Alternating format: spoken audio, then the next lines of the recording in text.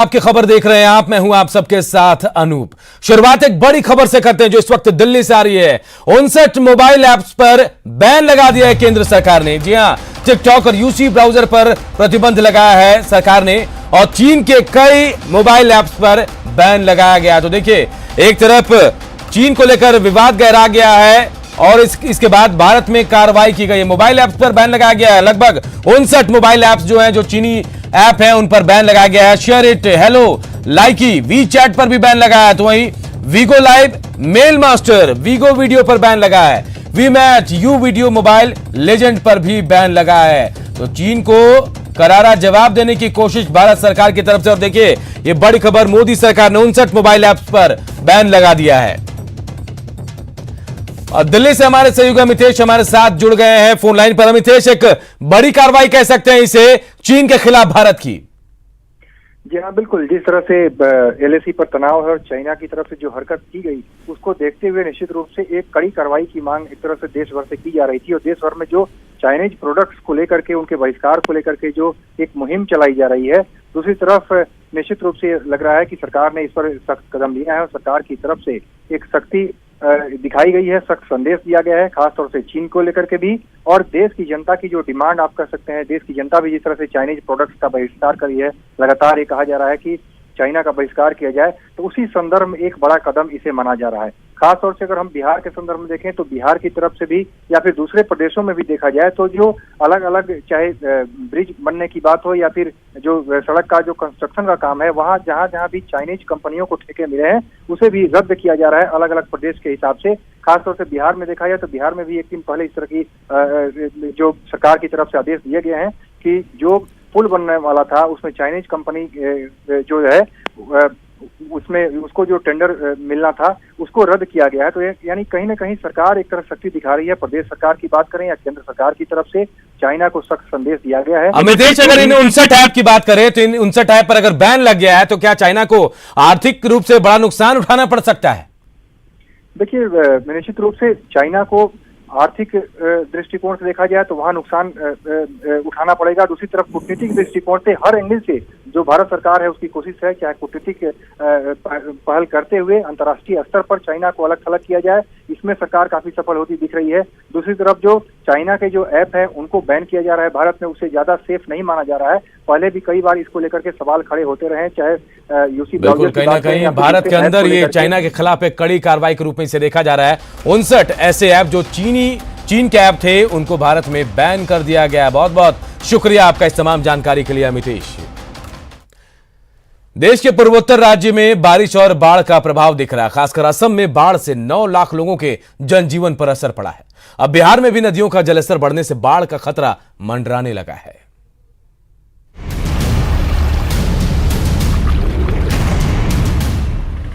पूर्वोत्तर राज्य असम बाढ़ से बेहाल है और सिक्किम में बारिश के बाद जगह जगह भूस्खलन से रास्ते बंद हो गए हैं।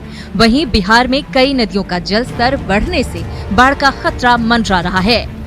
पिछले हफ्ते लगातार हुई बारिश ने असम को बाढ़ से बेहाल कर दिया है।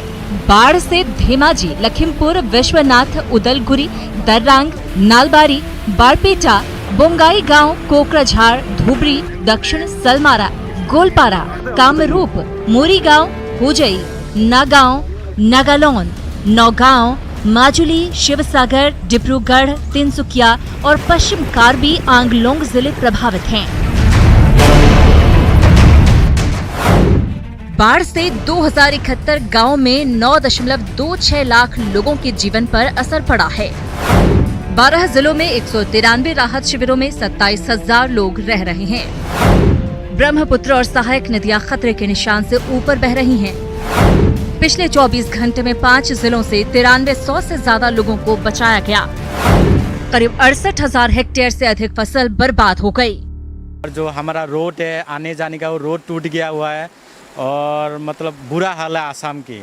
और इतना बुरा हाल है कि खाने पीने का जो बंदोबस्त है, खाने पीने का बंदोबस्त अभी तक नहीं हो रहा है। लोअर असम में एक सप्ताह से ज्यादा बारिश के बाद नदी का पानी बढ़ गया है। नदी में जो डाम है वो डाम अभी टूट गया है। डाम टूटने के बाद सारा गांव में पानी ही पानी हो गया है। दरंग जिले, नलबाड़ी जिले के साथ कई जिलों में अभी बाढ़ में डूबा हुआ है। असम में बाढ़ के बाद बिहार में बाढ़ का खतरा मंडरा रहा है। केंद्रीय गृह मंत्री अमित शाह ने असम और बिहार के मुख्यमंत्रियों से बात की और दोनों राज्यों में बाढ़ की स्थिति की जानकारी ली है। साथ ही हर संभव मदद का भरोसा दिया है। बिहार में महानंदा, गंगा, कोसी और बरंडी नदी का जल स्तर लगातार बढ़ रहा है। गंडक बराज से 1 लाख क्यूसेक पानी छोड़ा गया है। मौसम विभाग ने 36 घंटे के लिए बारिश का हाई अलर्ट जारी किया है। पश्चिमी पूर्वी चंपारण, गोपालगंज, सीवान, अररिया, किशनगंज और आसपास के लिए रेड अलर्ट जारी किया गया है।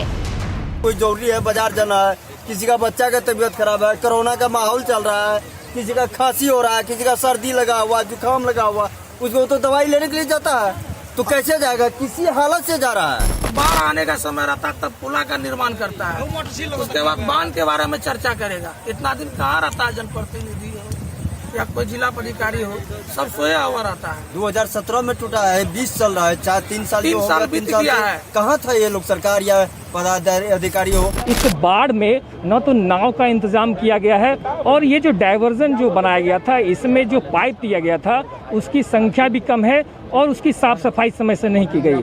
लिहाजा बकरा नदी ने रौद्र रूप दिखाना शुरू कर दिया है और यहाँ पर साफ तौर पर तस्वीरों में देखा जा सकता है कि किस तरीके से समस्या जो है सामने खड़ी है।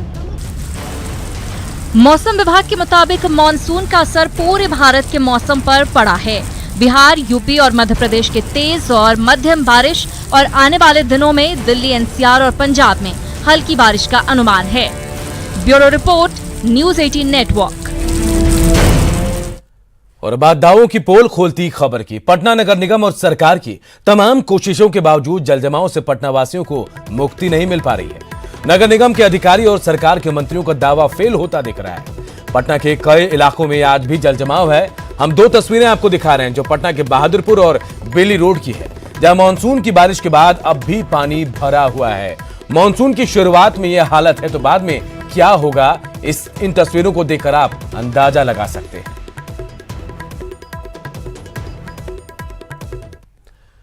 पटना में जलजमाव से एक और जहां लोग परेशान हैं तो वहीं इस पर सियासत भी हो रही है।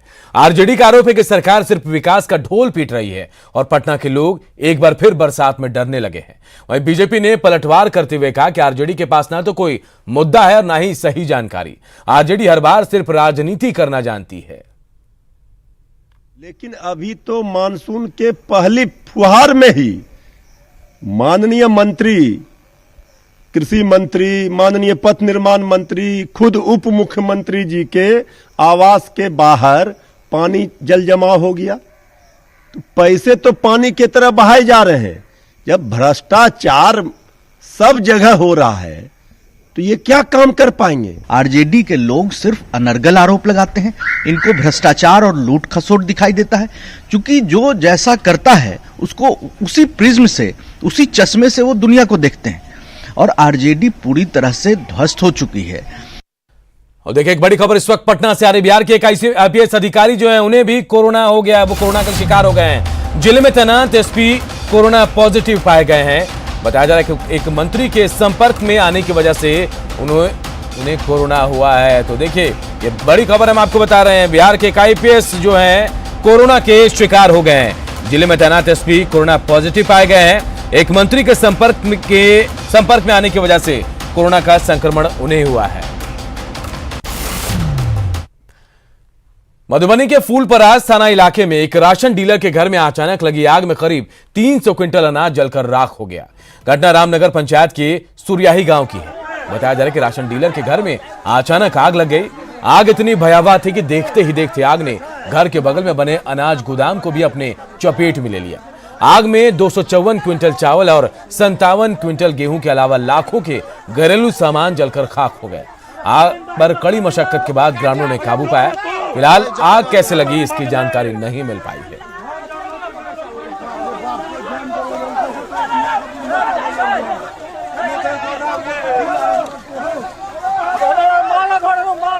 चुनाव के आते ही थर्ड फ्रंट की कवायद शुरू हो जाती है और साथ ही पार्टी से असंतुष्ट नेताओं का आना जाना भी शुरू हो जाता है। बिहार में एक बार फिर कुछ इसी तरह की सुगबुगाहट दिखाई देने लगी है।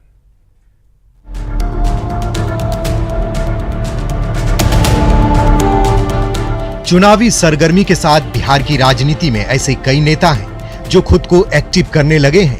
ये नेता पहले किसी दल से जुड़े थे या फिर महत्वपूर्ण पदों पर, तो कई मंत्री भी रह चुके हैं। आज वही विक्षुब्ध नेता अपना अलग फ्रंट बनाकर चुनाव में उतरने की तैयारी में जुटे।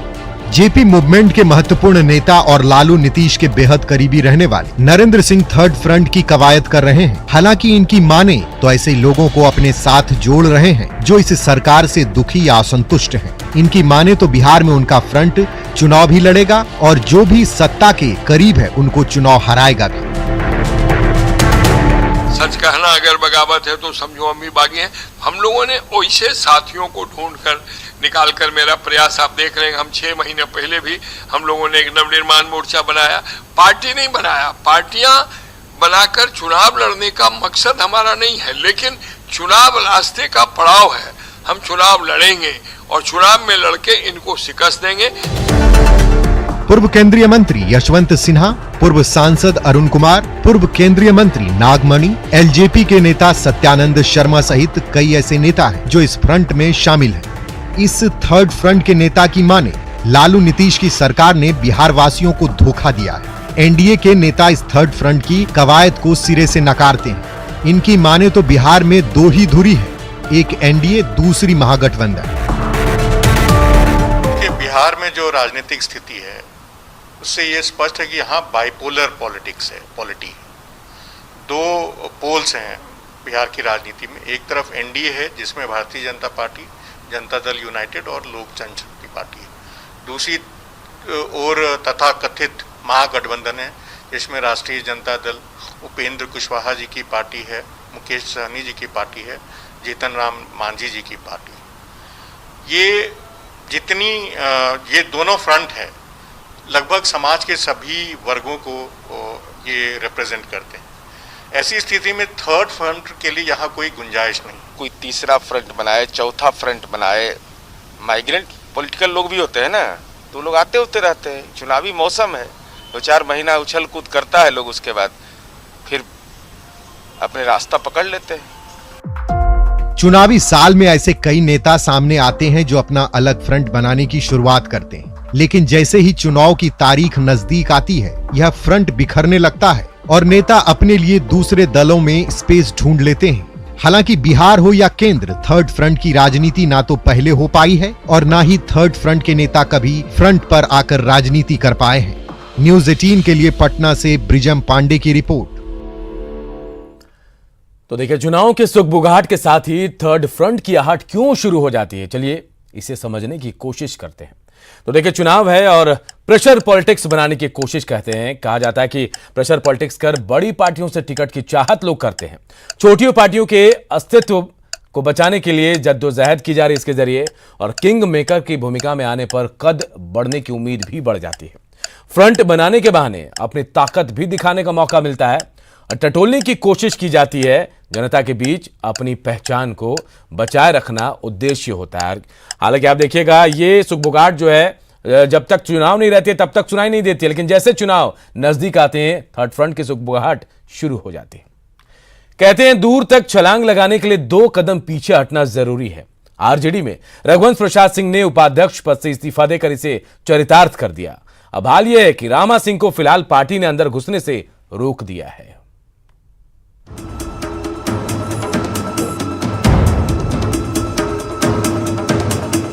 चुनावी साल में आरजेडी में दम दिखाने की होड़ चल रही है, कभी विरोधियों को तो कभी अपने दल को ही।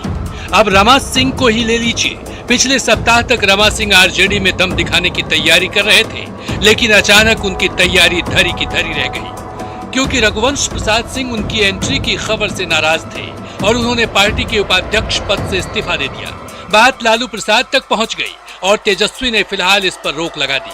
अब इस पर सियासी विरोधियों को मौका मिल गया तो सियासत भी लाजमी है। रघुवंश साहू के डर से तेजस्वी यादव को ये फैसला बदलना पड़ा।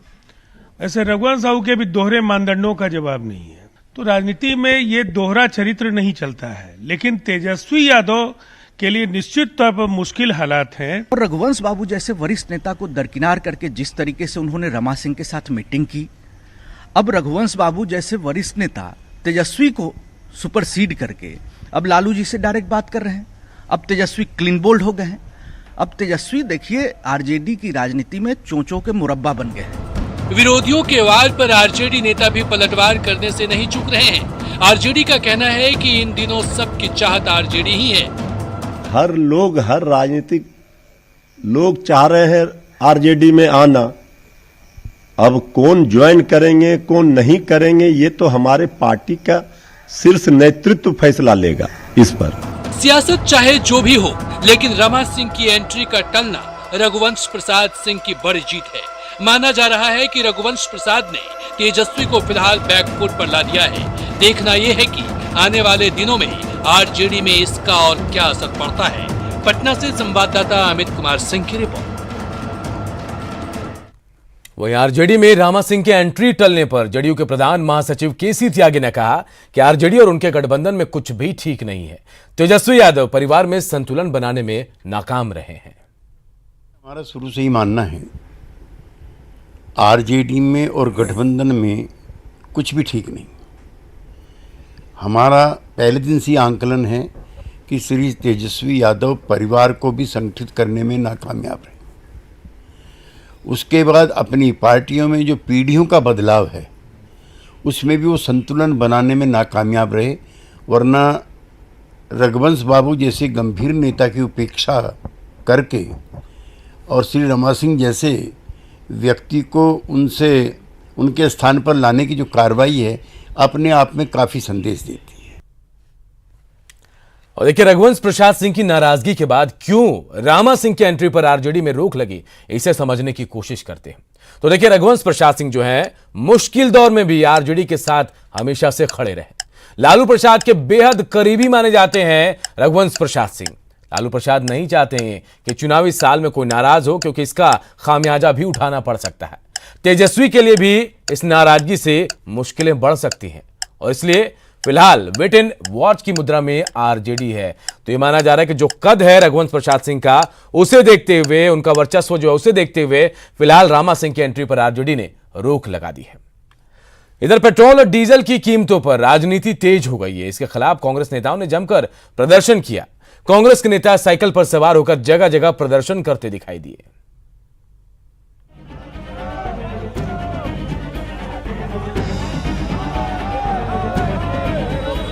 पेट्रोल और डीजल की कीमतों में लगातार बढ़ोतरी होने से सियासत चरम पर है। पटना में कांग्रेस के नेता इसके खिलाफ सड़क पर उतरे और केंद्र के खिलाफ जमकर हल्ला बोला। कांग्रेस नेता ने बोरिंग रोड से लेकर डाक बंगला चौराहे तक साइकिल मार्च निकाला, साथ ही टायर गाड़ी से भी प्रदर्शन करते दिखे। कांग्रेस का आरोप है कि केंद्र सरकार तेल की कीमतें बढ़ाकर लोगों को परेशान कर रही है। पेट्रोल और डीजल का दाम प्रत्येक दिन की दर से बढ़ रहा है। आप समझते हैं, एक बार बढ़ाए, दो बार बढ़ाए, हर एक दिन आप लोग भी उससे प्रताड़ित हो रहे होइएगा। रोज बढ़ रहा है, 19 दिन से हमने देखा है, रोज बढ़ रहा है। एक दिन पेट्रोल का दाम नहीं बढ़ा है, डीजल का रोज बढ़ा है और इंटरनेशनल मार्केट में इसका कोई असर नहीं है।